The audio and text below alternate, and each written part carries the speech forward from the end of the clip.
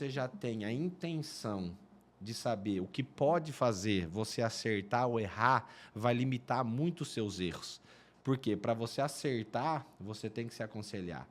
E para você não errar, você também tem que se aconselhar. Então, só a pergunta já é o começo da resposta. Só que nós encontramos aí uma grande dificuldade, principalmente na nossa geração, quando o outro tem essa defasagem de perguntar. Porque para você perguntar uma dúvida que você possui, você tem que ter um nível de humildade elevadíssimo, né? A Bíblia diz que a sabedoria está nos múltiplos conselhos. Então, olha só, qual a diferença de opinião e conselho? Opinião é você ver com os seus olhos a minha visão. Uhum. E conselho é você ver com os meus olhos a minha visão. Então, para você se tornar sábio, você tem que se anular e tomar com verdade a verdade do outro. Uau. Então, porque nós estamos vivendo diante de uma geração que talvez não está tendo uma sabedoria para conduzir os seus relacionamentos, para terminar aquilo que começa, para ter uma realização pessoal ou para assumir compromissos. Porque para isso eu preciso ser mais do que inteligente, eu preciso ser sábio. Porque a sabedoria é conviver com o erro, a sabedoria é conviver com a limitação, a sabedoria é conviver com as portas fechadas e com as dores dessa vida. Então, por isso é tão importante você fazer uma pergunta. E vamos ver, então, segundo a Bíblia... O que a Bíblia fala, né, pastor? Como é que tudo começou? Deus sempre fez a parte dele, mas nós, infelizmente, às vezes, nós fazemos coisas. Então, olha só. Gênesis 2:9 vai dizer o seguinte: do solo, o Senhor Deus fez brotar todo tipo de árvore, agradáveis à vista e boas para o alimento. E também a árvore da vida no meio do jardim e a árvore do conhecimento do bem e do mal. No 16 ele vai dizer: de toda a árvore do jardim você pode comer. Amém? Amém. E ele põe uma restrição. Ele dá um conselho. Mas da árvore do conhecimento do bem e do mal, você não deve comer. Então entenda que tudo na vida está na observância.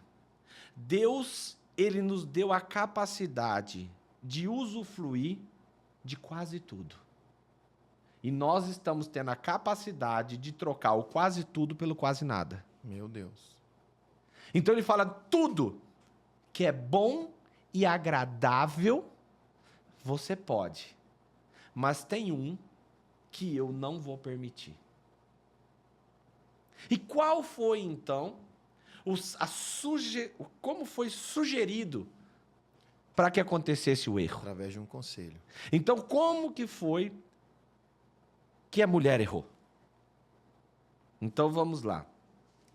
Deus, então, ele permitiu que a gente comesse tudo que era bom e... agradável. Ponto. Vamos para Gênesis 3, no versículo 6.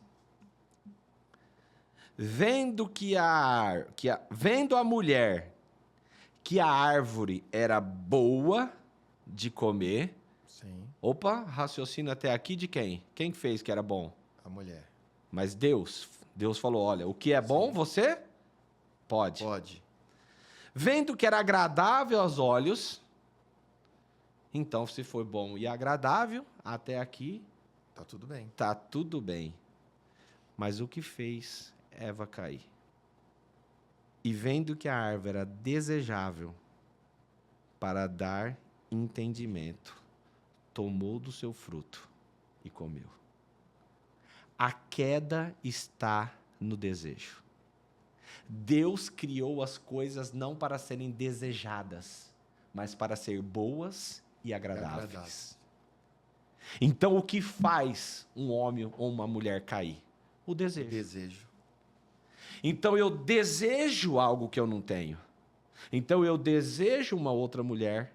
Eu desejo talvez um outro ministério, eu desejo a posição de outra pessoa, eu desejo um carro que eu não tenho, eu desejo uma casa que eu não tenho, eu desejo uma roupa que eu não tenho, e eu troco o bom e agradável do que Deus me deu pelo desejo. Concorda, pastora? Perfeitamente. Eu observo então, pastor, que a mulher ela que caiu e também houve um erro do homem, né? Porque enquanto ela estava aqui olhando para a árvore e aí lá na frente vai dizer que veio um animal e falou com ela, né? Uma serpente que não era algo normal de acontecer, aonde estava o homem, né? Quer dizer, então o homem, será que o desejo, porque Deus, se nós, agora eu entendo esse texto aqui e também posso jogar a culpa no homem, por quê? Porque o homem poderia nesse momento estar com a mulher, mas ele também estava desejoso de fazer aquilo que o Senhor tinha dado para ele. Ó, você vai dar nome aos animais, você vai dar nome às plantas, quer dizer, e ele ficou tão desejoso disso que ele saiu, ele ficou, não estava presente da mulher. A mulher agora se encontra com um animal e aqui ela começa a ter uma conversa com esse animal e desse animal ela sente o quê? O desejo de comer dessa árvore. O senhor acredita que tem desejos que são despertados por relacionamentos malignos? Com certeza. Esse foi. Uau. Todo desejo é maligno. Tudo que for desejável veio da serpente. Porque Deus fez tudo que é bom e agradável. Por quê? Porque ele fala assim, ó, quando ele fala assim, ó, e o teu desejo será sobre você, mas você vai ter que o segurar. Você vai ter que o dominar. O homem vai... ele falou para Caim, né? Para Caim, né? O falou, pecado se você já... tivesse feito o que era certo, você ia ser aceito. Mas agora, entendeu? Cabe a você. Então, a serpente induziu. Então, olha só, relacionamento. Então, a primeira coisa, desejável. Então, o que faz, respondendo a pergunta de vocês? Primeiro, desejos. Segundo, relacionamentos que não vêm da boca de Deus. Com quem eu estou tendo intimidade para direcionar o que eu como. Só, pastor Cris, dentro dessa alusão no Senhor, eu queria tirar uma dúvida contigo. Ela só tem desejo a partir do momento que ela estava tendo um relacionamento com a serpente. Exatamente. Por isso que eu acredito, não posso falar que é teológico, mas todo desejo é o relacionamento com a serpente. Porque Deus fez tudo que era bom e agradável, não desejável. Por quê? Porque nós não vivemos do que nós desejamos, mas daquilo que Deus nos dá. Nós não vivemos por conquista, mas nós vivemos por graça. Nós não vivemos por força do braço, mas pelo poder do Espírito. Então, tudo começa com a chama de um desejo. Mas como isso é embutido? Você se aproximando do quê? De conselhos. Então, vem aí, mas eu devo ouvir minha esposa? Quando eu devo ouvir minha esposa, então? Quando? Engraçado que, às vezes, não ouve a esposa, mas ouve a amiga do trabalho. Não ouve o esposo, mas ouve o companheiro de serviço. O colega de serviço. Você deve ouvir tua esposa sempre.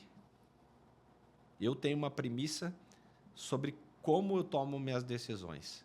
A primeira é, eu peço opinião para minha esposa. Se ela falar não, eu já nem vou matar. Eu não passo disso aí. Porque eu já quebrei a unidade. Independente dela estar errada, não vai dar certo. Uau. Enquanto Deus não mudar o coração dela, não adianta me aventurar. Bom, passou pelo crivo da minha esposa. Pessoas de oração. Porque minha esposa pode estar sendo sugestionada ou ela avaliar de forma natural. Aí eu ponho o quê? Avaliação espiritual. Porque, obviamente, já entrou a opinião de Deus, né? Aí eu coloco o quê? Porque Abraão não comunicou Sara quando Deus pediu para ele Isaac, né? Porque foi o que o senhor falou. A decisão a opinião de Sara seria, não sacrifique. Natural. Né? Porque é o nosso único filho. Aí você tem que ter o quê? Direção espiritual. espiritual.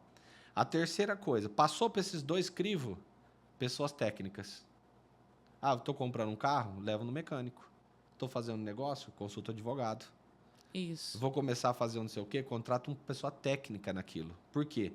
Porque Deus, ele vai falar sim ou não. Mas a capacidade de você ver aonde vai ter os problemas depende da sua inteligência e da sua prudência. Por isso que a Bíblia fala que o ímpio é mais prudente que o justo. O pastor Cris, é tão interessante o que o senhor está falando. Eu não sei o ponto de vista do meu marido, ele vai falar. O senhor falou aí primeiro a esposa, né? Só que hoje nós sabemos, né, quem está aqui no podcast, né, da Estação Família, sabe que a doutora Daiane, a pastora, é uma mulher de Deus, né? Então, uma coisa é você consultar o seu cônjuge que tem o espírito da sabedoria, Sim. né? Mas quando ele tem só o espírito do conhecimento, né? Só de causa. Que é adquirido com a vida, com a experiência, né? Mas não tem o espírito da sabedoria que eu lembro que o senhor nos ensinou na mentoria, porque o Dr. Cris, para quem não sabe, ele dá mentoria, tá? E ele nos ensinou que liberou um código para nós sobre o temor, né? Sim. Só que nós adquirimos isso por meio da sabedoria. O conhecimento, a sabedoria, quem dá é Deus. Mesmo assim, eu não quebraria esse vínculo.